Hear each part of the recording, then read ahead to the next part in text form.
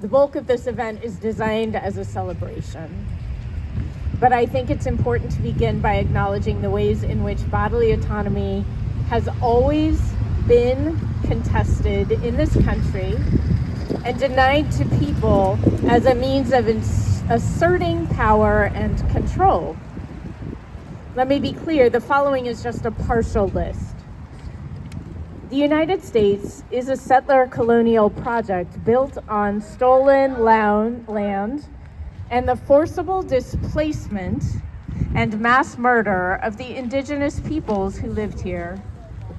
People who were dehumanized as savages, denied access to traditional sources of food, medicine, and culture, and abducted into boarding schools where their hair was cut and they were forbidden from speaking their own languages as part of a practice of, quote, killing the Indian and saving the man. And we can see examples of the ways this kind of rhetoric plays out going on behind us here today. The United States was literally built on the enslavement of people stolen from Africa who were treated as property and denied access to self-determination through practices such as rape, mutilation, forced labor under inhumane conditions, a lack of access to medical care, and being used as subjects for medical research. Long after slavery was made illegal, Black Americans in Tuskegee were denied medical treatment for syphilis without their knowledge or consent in the name of medical advancement. Today, imprisoned Americans labor in inhumane conditions without access to doctors. Immigrants in ICE prisons go without food or medicine while being abused by those who supposedly guard us or them. The President of the United States is working to forcibly institutionalize unhoused citizens, a haunting reminder of earlier periods in our history where women, queer people, the disabled, and other people deemed undesirable by society were locked away and subjected to electroshock therapy, physical restraint, and other forms of torture. We live in the center of multiple toxic landfills. We live there. And 10 days ago, Governor Hochul extended the lease of the cryptocurrency mining Greenbridge plant on the shore of Seneca Lake, a plant that will continue to spew toxic chemicals into our air, disabling and killing us against our will.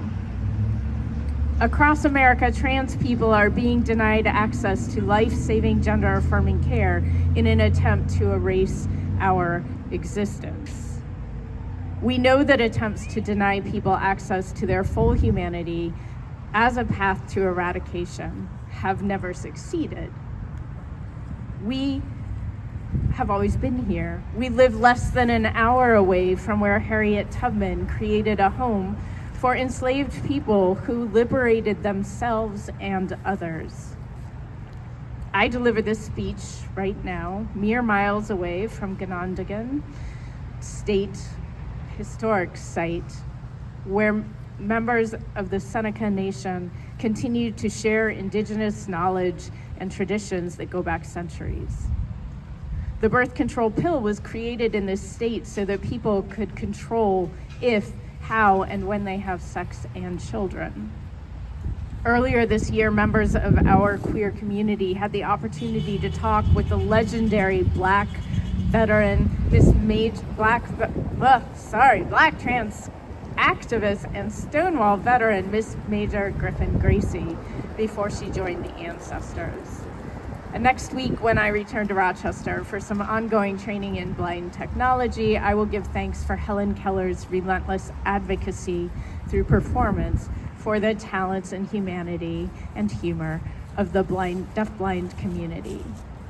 Which is to say, we have always been here, and we will always be here. And as we will celebrate in just a few more minutes, we know that most of the time, we are here because we fight for each other. because we build community with each other, and because we step in when institutions abandon us.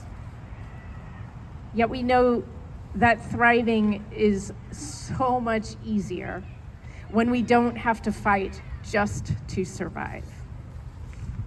The visible health and happiness of trans people, for example, was made possible by governmental mandates that required insurance companies to cover things like gender-affirming care, also things like abortion.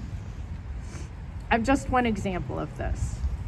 I am in my mid-50s. Our disgruntled person would have liked to know that. I'm in my mid-50s, and I finally have the medical team and insurance support that allowed me to have gender-affirming surgery earlier this year. This care transformed my life, and I couldn't be more thrilled or feel more like myself. I also feared I would never get there. Days before my surgery was initially scheduled, my surgeon canceled on me, and I had to start the whole process over again. I had to find someone, I had to have a consultation, I had to wait for the insurance approval, I had to wait for an appointment to clear up.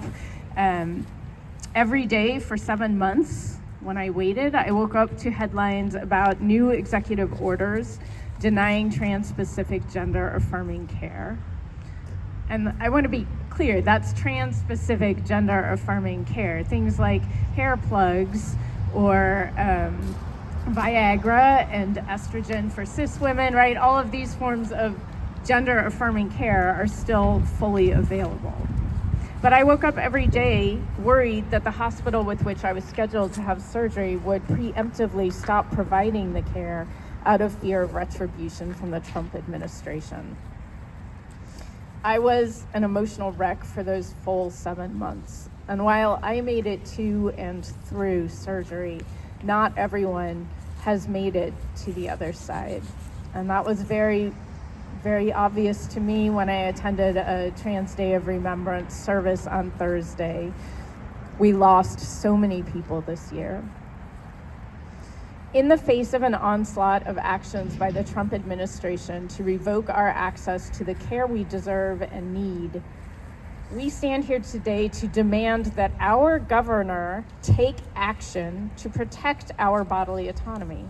Governor Hochul has had 3 bills on her desk awaiting her signature to bring them into law for months now.